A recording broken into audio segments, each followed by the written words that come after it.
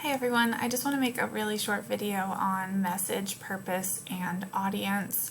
I imagine you've gotten this type of content elsewhere, so we're just going to take a quick rundown of these three concepts. First, I want to talk about audience. So when you're thinking about the text that you select for paper one, I want you to consider who is this text meant for? So the audience of a text can be just one person, and that one person could be someone general, like a wife. It doesn't have to be a specific wife, but it could just be any one wife in general.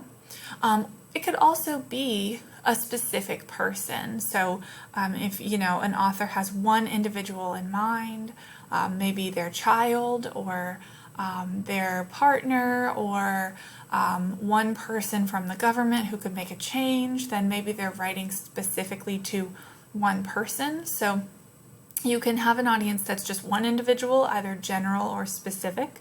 And you can also have an audience that's a group of people. And once you get there, you might start considering demographics in terms of audience. So is this for anyone? Is this text specifically written for women or men? Or is this text specifically written for people of a certain religious faith, if we're talking about especially early American lit? Is this text written for people with a certain belief system? Is this text written for people with a certain status? Sometimes you want to think about, eventually we're going to talk about some of the writings of individuals who were enslaved and how, they were probably writing to upper class white men, maybe upper class white women. And so, we can kind of start to look at different statuses and demographics to start identifying our audience.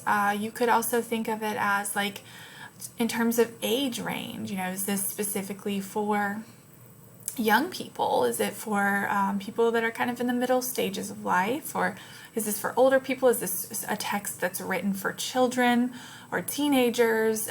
So an audience can be a group, and defining audience can be done in multiple ways in looking at different demographics and how they might blend together.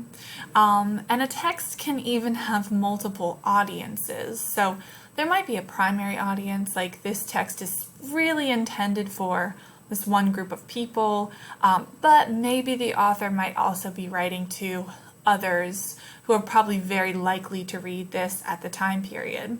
One of the things that's really important when you're thinking about audience is anyone reading the text is never the answer for who the audience is. So it's never just people who happen to be reading it. When we are talking about audience, we are talking about authorial intent. So that means, what did the author have in mind? Who was the author trying to reach when they wrote this text? Sometimes the title can tell you. For example, we'll read Anne Bradstreet, and she has some titles like "To My Dear and Loving Husband." It's pretty straightforward. Her husband is the individual that text is made for, definitely the primary audience. Possibly there's a secondary audience there as well. She has another text titled "To My Dear Children." So same thing. Sometimes the title can help you identify who the audience is. So let's think about purpose. There are plenty of different purposes or reasons why a text is written. Sometimes it's for amusement purposes, right? Maybe the author just wants to tell a story and entertain you. Maybe they want to depict a certain time period. So maybe they want you to understand the historical context of what was going on when they were writing. And this might be, for the sake of the future.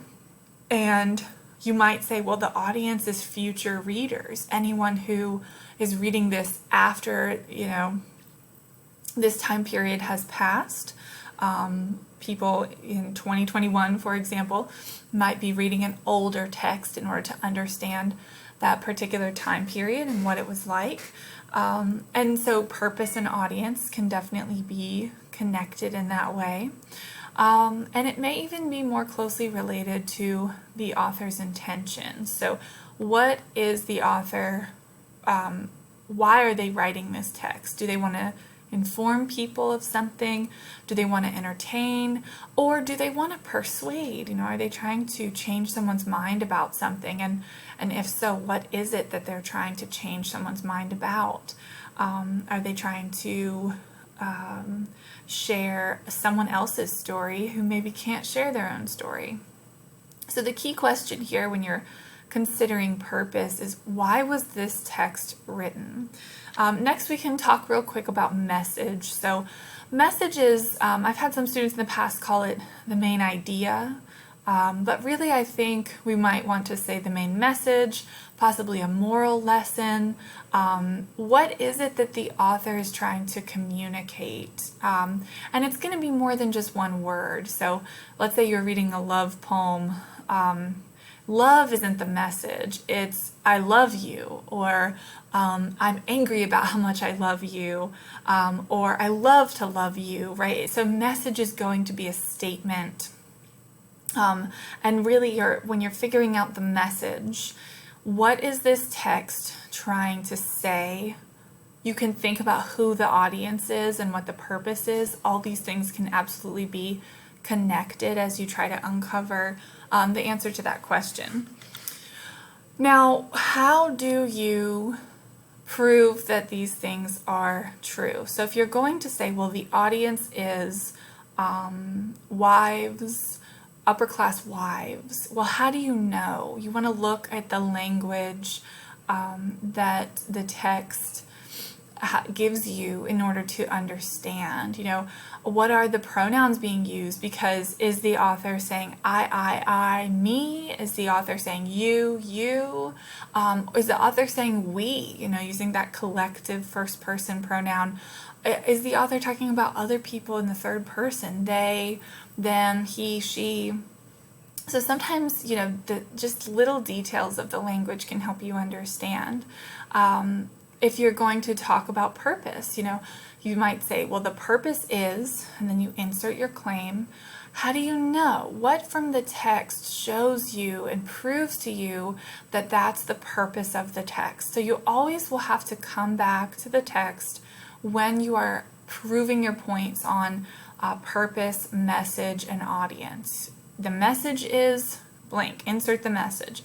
How do you know that's the message? Where in the text does the author either directly tell you this is the message, or more likely, what are some of the signals that the author is giving to show you that this is the message? Because most of the times, authors aren't always going to come out and say, I'm writing to these people, this is why I'm writing, and here's what I want you to get from reading this text. All that stuff is inferred as you read by doing analysis. So you're going to have to provide evidence, and you're going to have to do some analysis in order to fully support your ideas on audience, purpose, and message. So hopefully this little video helps you kind of better understand the goals for our first paper. If you have any questions, please send me an email.